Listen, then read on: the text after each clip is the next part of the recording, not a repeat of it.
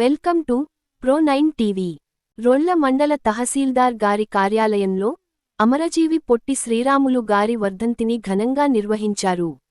ఈ కార్యక్రమంలో రొల్ల మండల తహసీల్దార్ షేక్షావలి గారు మరియు కార్యాలయ సిబ్బంది పాల్గొని అమరజీవి పొట్టి శ్రీరాములు గారి చిత్రపటానికి పూలమాలలు వేసి నివాళులర్పించారు.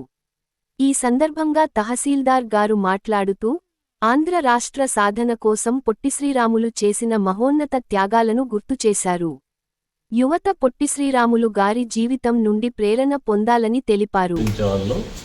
ఆంధ్ర రాష్ట్రాన్ని ఏర్పాటు చేయాలని చెప్పేసి ఈయన 1952 అక్టోబర్ 19వ తేదీ నుంచి మొదలుపెట్టి డిసెంబర్ 15 వరకు అంటే 58 రోజులు నిరాహార దీక్ష చేశాడనమాట. ఈయన నిరాహార దీక్ష చేయడం వల్లే అప్పుడు కేంద్ర ప్రభుత్వం కదిలి ఆంధ్ర రాష్ట్రం ఏర్పాటు జరిగింది. కాబట్టి ఈయన ఆ రోజు నిరాహార దీక్ష చేస్తూ చనిపోయాడు అనమాట. ఆ నిరాహార దీక్ష డిసెంబర్ 15 పూర్తయింది. కాబట్టి దానికి మనం గుర్తిస్తూ ఈయన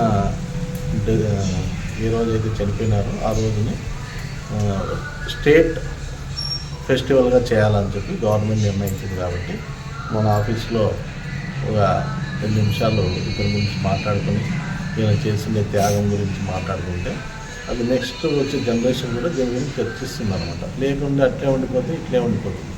కాబట్టి ఇలాంటి స్టేట్ ఫంక్షన్ అన్నీ కూడా మన ఆఫీస్లో చేస్తూ ఉన్నాము. ఈరోజు వచ్చి పొట్టి శ్రీరాముల అమరజీవిగా ఇన్ని గుర్తిస్తాము. కాబట్టి అందరూ కూడా దీన్ని వచ్చినందుకు అందరికీ ధన్యవాదాలు.